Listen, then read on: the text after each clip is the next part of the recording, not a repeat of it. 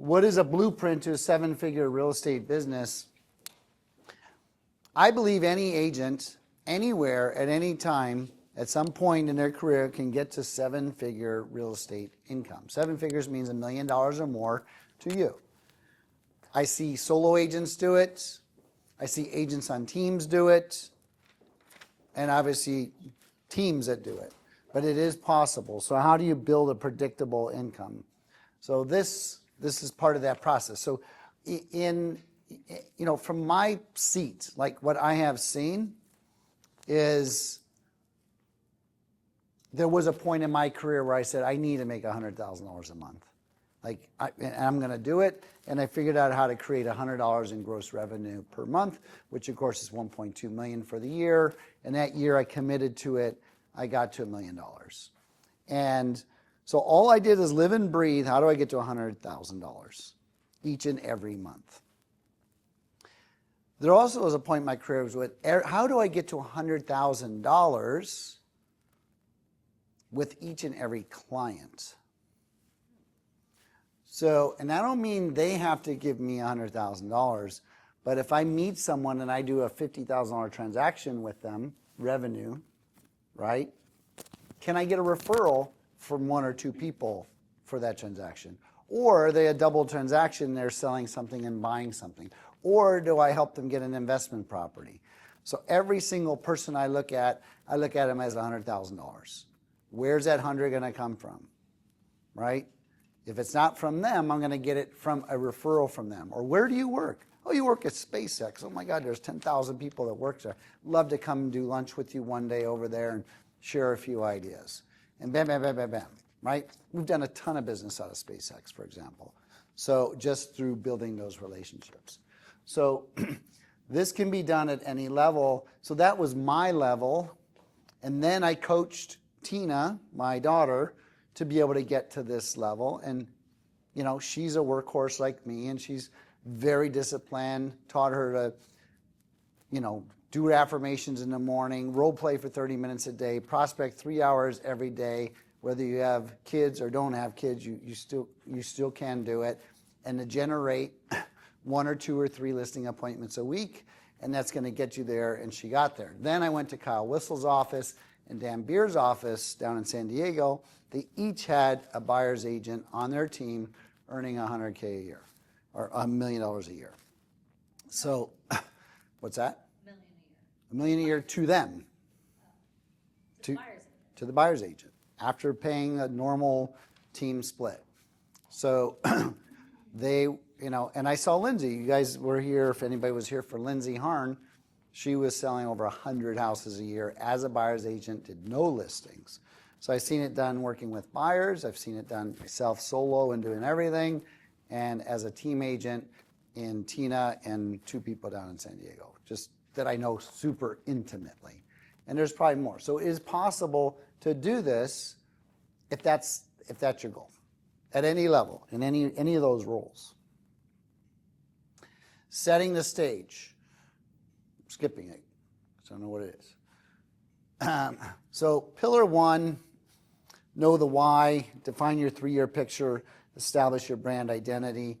Okay, knowing the why, that's very challenging for a lot of people, right? Like, why are you doing this? I don't know my why. I never really understood my why, except I fucking want to do it. So I just go out and do it. I just know I don't like looking at people that are doing more than me, and then I look at them and say, I can do it, so I'm not doing the right things. And I just see myself as an inferior person in my mind, that my performance is inferior to what I'm capable based on others doing it. You want to maximize your potential. I want to maximize my potential. And unfortunately, the stick motivates you more than the carrot, in a way, because you don't want to be inferior to the people around you. I don't know if it's a stick or it's a carrot, because I want the things they have, which are carrots, like private jets. That'd be cool to have, right? We would love it. That's a carrot. A yacht to loan out to my team. So I do like carrots. Define your 3-year picture. I have always had a 3-year plan. I have a 10-year plan now, but I've always had a 3-year plan. So are you thinking beyond tomorrow, right? Do you even have a 1-year plan? So getting clear what that is and start to feel it, right? Feel it meaning like you're writing it down and you're like, oh, this is exciting, right? Like really feel it when you write out your 3-year plan. Establish your brand identity. It's so easy right now to build your own personal identity. And you do that through your branding. Like, who do you want to be known as? I'm known as the PV person. I'm known as the horse ranch person. I'm known as the dead people person or old people person, right? You can build a brand very, very quickly. And there's so many shortcuts today to that using AI. Like, I want to be known as a person that helps elderly folks in their real estate transactions. How should I get in front of them? Ask ChatGPT. Give me 10 things I should do today. 10 things I should do in the next 30 days. 10 things I should do in the next 12 months, right? It'll just tell you what to do. So you don't need anything other than chat to figure that out. Clarity creates confidence. Again, putting your plan in place. I wanted luxury and integrity to be my brand. Putting that forward, I built that over the years. I was clear on where I was going, and of course, when you are, then you have the confidence. Lead flow and listing mastery.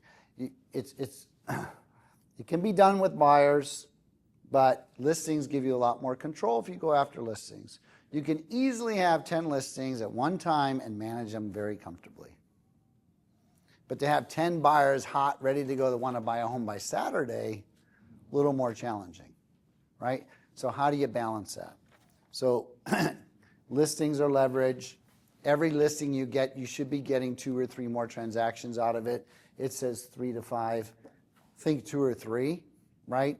You should get at least 1 listing in that block or within a couple blocks of that for sure. You see it every single time. It's the craziest thing. Every time a house goes up for sale, what happens? 2 more go up. 2 more go up for sale within a block, within weeks. Why is that? Why do you think that happens? Because they're prospecting the neighborhood that they just sold in. No, but why is someone else selling all of a sudden? Sell for a price that they'll sell it. Maybe So they've been thinking about it. I sold for that amount, I want to sell mine now. Yeah, they're like, oh my God, they're selling now. Maybe we should sell. We won't be the only one. They can get that much money. If I can get that much money, I can go here or there. It just creates that thought in the head. Okay? 3 types of lead generation. How do we move that thing?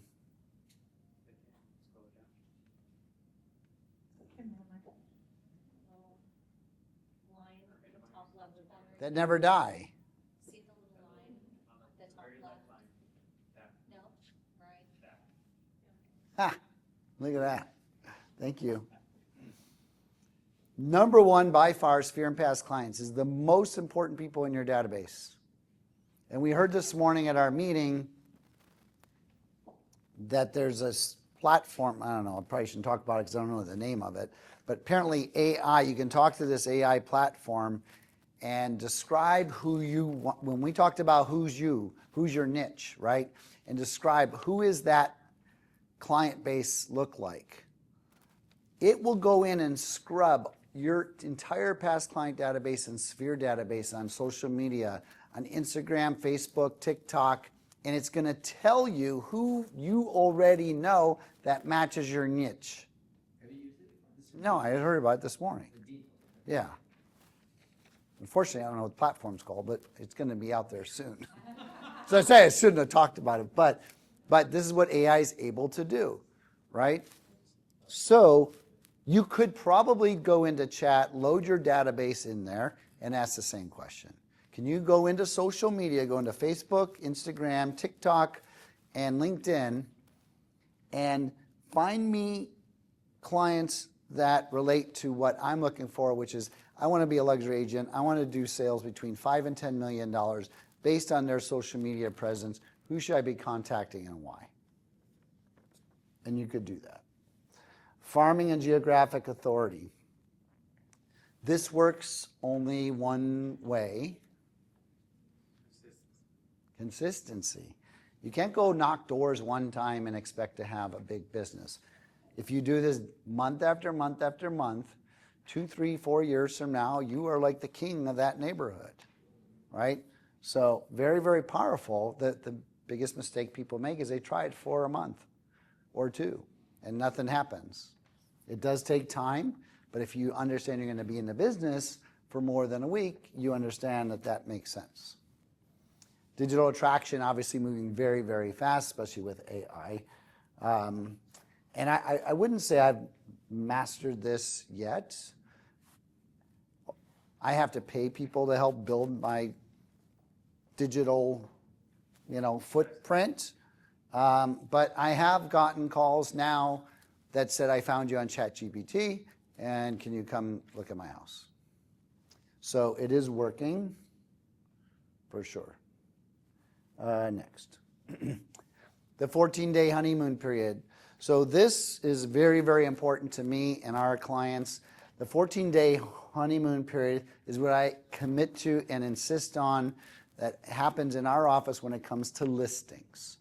The day you list a listing, you are in daily communication with your seller for 14 days. If you want to be able to get a price reduction, you want to be able to get a listing extension, if you screw up the first week or 2 and don't communicate with them, what's the number one mistake listing agents make? Number one. They disappear, right? And they're afraid to call until they get an offer. If they don't get an offer, they don't know what happens every day. It's very, very common. So find things to talk about to your seller every single day for 14 days. You will solidify that relationship moving forward. The follow-up problem. I've done a lot of studies on follow-up on leads. The leads that get converted is because they followed up on at least 5 sales after 5+ contacts. 44% of agents never follow up on their leads. It's over half. 2% close on the first contact, and that's where everyone stops. Everybody stops on the first contact. Hey. And then they wait for them to call, right? You put them on auto email, an auto drip campaign, an auto something, or call me when you're ready, close. And nobody calls. That's the biggest problem and the biggest and fastest way, really, to conversion and success.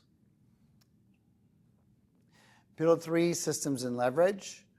It depends where you are when it comes to leveraging and what you're going to use to leverage, but the biggest thing we have is our CRMs that have really, really increased in production, the way they work.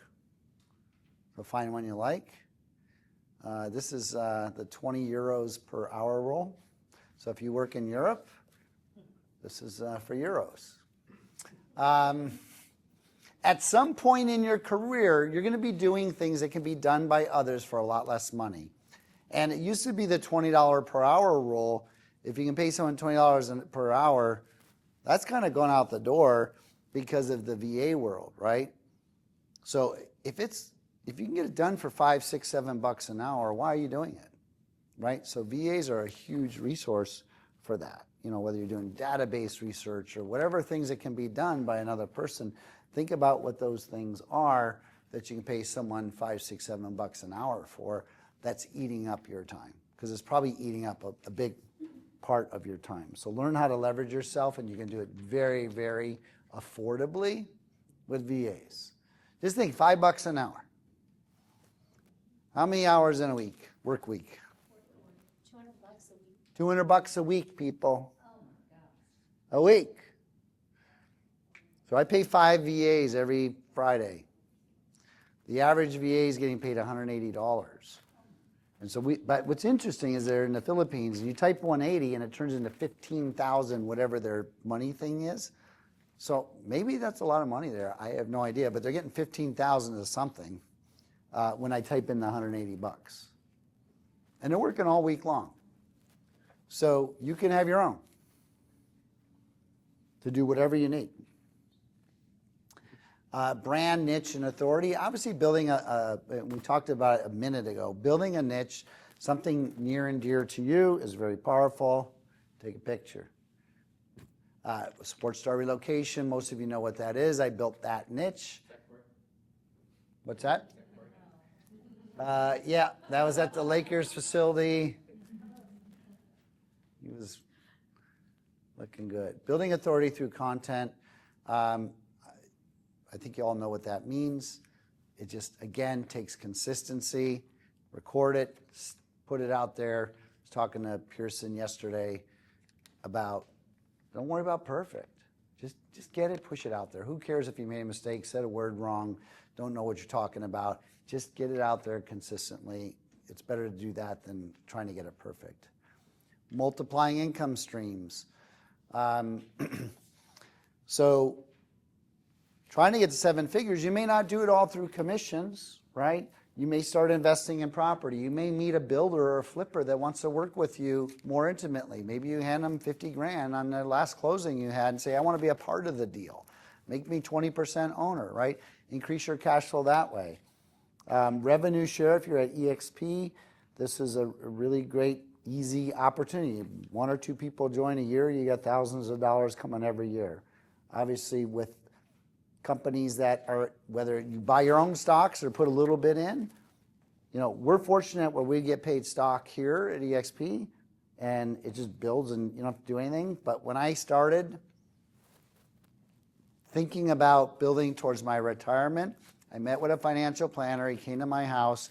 I was putting nothing into the equity market, and he said, Ed, just commit to $200 a month. And that's what I started with, $200 a month. And then, because I was doing nothing before, the end of the year, I had $3,000. Because it was $200, which is times 12 was $2,400, but it went up $600. I'm like, I got $3,000. And I forgot about the 200. So find someone to sit down with who can just pluck a little bit of cash out of your monthly revenue, or I highly recommend, based on a new book I just read, 5%, 10 if you are comfortable, but 5% of every paycheck, remove it immediately and put it into some sort of I can't touch account. Open an account with no ATM card, not at the same bank you bank at that you go to all the time, far away where you don't want to go to. And just put it in there, 5% every check. And what they've learned, it's the same thing with eating. Do you realize that in the 1950s, the average American plate was 9 inches? Today it's 12 inches, and we're fat because we're eating 33% more food because we put more food on the plate. So by reducing the size of the plate, you put less food on it, you maintain a better weight. The same thing goes with your spending. If you reduce the amount of money you think you have access to, somehow subconsciously and consciously, you're spending less. I only have this much. I better not go spend $200 on steak at Steak Is Us today, right? And you spend less because you have less access. So just tapping away 5% will do that. So we are at 1:31. I promise to end on time. We're going to end. I will be going through this again clearly when we have more time. I'm going to do a 4-part series in the new year. We're going to close down for November and December because of the holidays. But watch for that opportunity to come to those 4 events. We're going to bring Suzanne back for all 4 of them. And I'll be going deep into some of these ideas as well. While I have you and while you're still here, any questions that are coming to mind, because you've got 72 days left in the year to get your business right. So what's coming to mind right now that you have a question on?